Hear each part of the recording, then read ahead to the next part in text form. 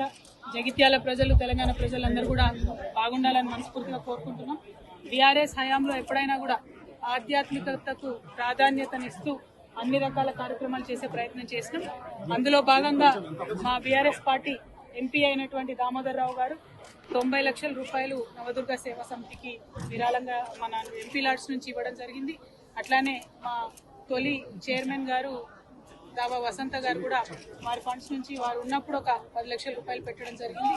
అదేవిధంగా మరి చాలా మంచి కార్యక్రమాలు చేస్తున్నటువంటి ఈ సేవా సమితికి మద్దతుగా నిలబడాలని మేమందరం కూడా ఇవాళ వార్షికోత్సవ కార్యక్రమాల్లో పాల్గొనడం జరుగుతూ ఉన్నది.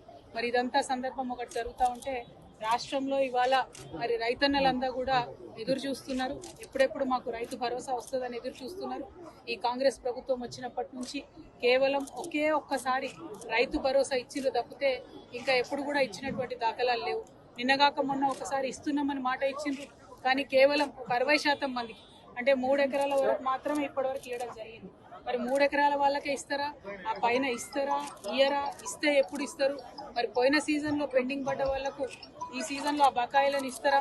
మరి ఈ సీజన్లోనన్నా కరెక్ట్గా 100% మరి రైతు బంధు ఇస్తారా అనేటటువంటి విషయాన్ని ప్రభుత్వం ఎవరికి కూడా చెప్పడం లేదు. మరి ఆ అంశాలన్నీ ప్రజలు ఇవాళ అడుగుతున్నారు. 2500 రూపాయలు ఎప్పుడు ఇస్తారు, మాకు పెన్షన్లు ఎప్పుడు ఇస్తారు, మీరు ఇచ్చినటువంటి హామీలన్నీ ఎప్పుడు ఇస్తారు, విద్యా భరోసా కార్డు ఎప్పుడు ఇస్తారని చెప్పి విద్యార్థులు ఉద్యోగులు అందరూ అడుగుతున్నటువంటి సందర్భం.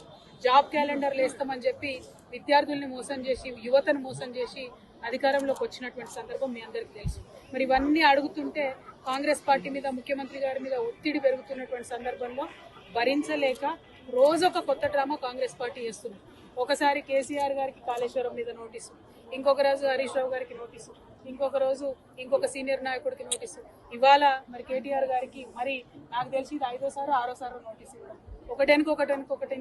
ఒకటి నోటీసులు ఇచ్చిన ప్రతిసారి ప్రతి ఒక్కరు ఏదో ఒకటి మాట్లాడి మొత్తానికి ప్రజా సమస్యల నుంచి దృష్టి మరల్చాలే, వాళ్ళు పబ్బం గడుపుకోవాలని చూస్తున్నటువంటి సందర్భాన్ని మనం గమనిస్తున్నాం. నేను ఈ వైఖరిని తీవ్రంగా ఖండిస్తా ఉన్నాను. మేము ఎప్పుడో చెప్పినాం, నోటీసులు ఇస్తే పోతాం, జవాబిస్తాం, మేమేం తప్పు చేసింది లేదని మా పార్టీ తరఫు నుండి మా నాయకులందరూ కూడా అన్ని సందర్భాల్లో కూడా చెప్పినటువంటి విషయం మీ అందరికీ తెలిసిందే.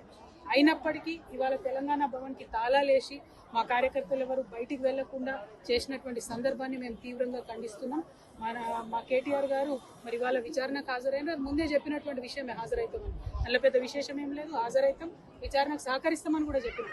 ఇవాళ తను అక్కడ ఉండగా ఇవాళ భవన్లో మరి తాళం వేయడం అన్నది నిజంగా కూడా దుర్మార్గం. మేము ఎప్పుడైనా కూడా ప్రజల పక్షాన్ని నిలబడ్డాం, ప్రజల కోసమే పనిచేసినాం. అది రాష్ట్ర సాధన కోసమైనా, రాష్ట్రం వచ్చినాక అభివృద్ధి కోసమైనా అనే విషయాన్ని మరొక్కసారి తెలంగాణ ప్రజలకు తెలియజేస్తూ ఈ ప్రభుత్వం ఈ యొక్క వైఖరిని మానుకోవాలి, డైవర్షన్ పాలిటిక్స్ మానుకోవాలని చెప్పి మేము డిమాండ్ చేస్తా ఉన్నాం. జై తెలంగాణ.